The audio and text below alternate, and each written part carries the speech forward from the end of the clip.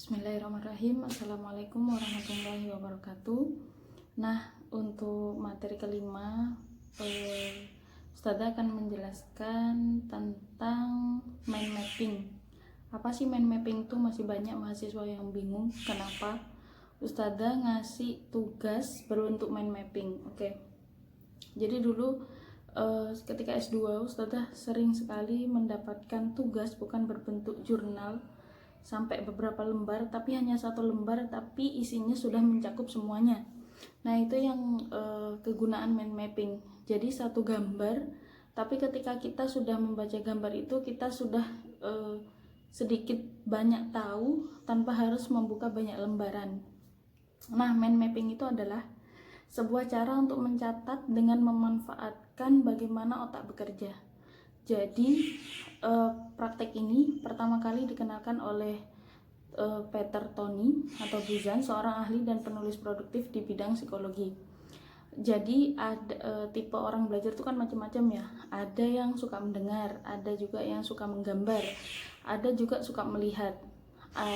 Jadi ada auditorial yang suka mendengar saja, ada juga yang audiovisual yang suka melihat, ada juga yang kinestik, dia lebih suka bekerja daripada mendengar ataupun membaca. Nah, dasar teorinya adalah otak bekerja dengan gambar dan asosiasi, dan cara mencatat mind mapping juga mengandalkan gambar dan asosiasi tersebut. Jadi ini Ustazah kayak anak TK dong Ustazah kalau pakai krayon, pakai gambar dan yang lainnya. Nah, justru itu yang penting. Jadi mind mapping itu selain kita tahu fungsi materinya, tapi kita juga menjelaskan sesuatu dengan gambar. Nah, yang suka gambar kan apalagi kinestik ya, pasti senang sekali dapat tugas seperti ini. Tapi kan tidak pernah Ustazah di pondok dapat tugas bikin mind mapping. Nah, makanya Ustazah jelaskan. Jadi tugas-tugas Ustazah selanjutnya kebanyakan nanti tidak akan berbentuk jurnal, tapi hanya berbentuk satu gambar saja, satu kertas. Dan itu ketika Ustazah baca, Ustazah sudah paham isinya apa. Oke, caranya yang pertama adalah tulis judulnya di tengah-tengah. Jadi di tengah-tengah kertas diberi gambar yang sesuai. Terserah mau gambar kotak, mau gambar bulat, mau gambar bintang. Nah, itu terserah kalian. Itu secara psikologi sudah ada. Oh, kalau kalian tuh suka menggambar kotak, ternyata kalian tuh sifatnya seperti apa. Nah, Ustazah bisa membaca seperti itu. Nah, yang kedua, buat cabang utama. Jadi contoh nih, sejarah Ka'bah judulnya di tengah. Nah, habis itu ada cabangnya.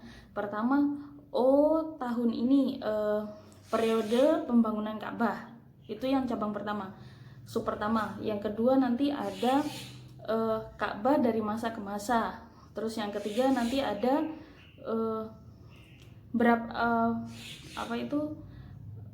fungsi Ka'bah dan yang lainnya. Intinya subnya satu, masih sejarah Ka'bah, tapi cabangnya sudah menjadi banyak, ada 4 atau 5. Nah, yang ketiga teruskan dengan membuat cabang-cabang utama lainnya menggunakan warna yang berbeda. Nah, ini penting kenapa Ustazah meminta kalian bikin mind mapping dengan gambar. Intinya kalian bisa menggambar sesuai dengan selera kalian masing-masing. Terus ingat beri label setiap cabang hanya dengan kata kunci saja. Nah, di mind mapping ini kita tidak boleh menggunakan banyak kata, tapi hanya satu kata dan kata itu adalah kuncinya. Sejarah Ka'bah, singkat kan? Habis itu cabangnya periode Ka'bah atau dari masa ke masa. Jadi tidak perlu masa ini adalah ini, enggak usah. Jadi satu kata kunci yang itu sudah menjelaskan semuanya. Yang kelima, selanjutnya dari tiap cabang buat subcabang untuk hal-hal yang saling berhubungan. Yang keenam, gunakan garis-garis lengkung dan alur yang nyaman buat Anda. Boleh lurus, boleh bengkok, boleh ringgi-ringgi, terserah kalian. Terus jika ada hal yang berhubungan pada sub yang berbeda, buatlah garis di antara keduanya. Sudah selesai. Nah, contohnya seperti ini. Yang sederhana ya. Kelihatan enggak? Nah, seperti ini. Kalian bisa searching bagaimana di Google bagaimana cara pembuatan mind mapping. nanti Ustazah akan kirim PPT-nya step by step penggunaan mind mapping. Tapi mind mapping ini juga bisa bukan hanya disebut istilahnya mind mapping, tapi bisa konsep map atau brainstorming. Jadi menggambarkan apa isi otak, yang di dalam isi otak itu apa. Jadi ada main idenya, ada ide pusatnya, terus ada cabangnya, terus ada sub cabangnya. Nah, seperti itu. Bisa juga kalian bisa mencoba aplikasi gratis. Nanti sudah kirim juga linknya agar kalian bisa pakai.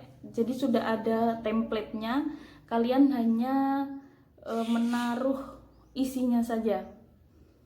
Oke, sudah. Nanti penjelasan selanjutnya Ustazah kirim PPT how to make a mind mapping ya. Oke. Terima kasih. Wassalamualaikum warahmatullahi wabarakatuh.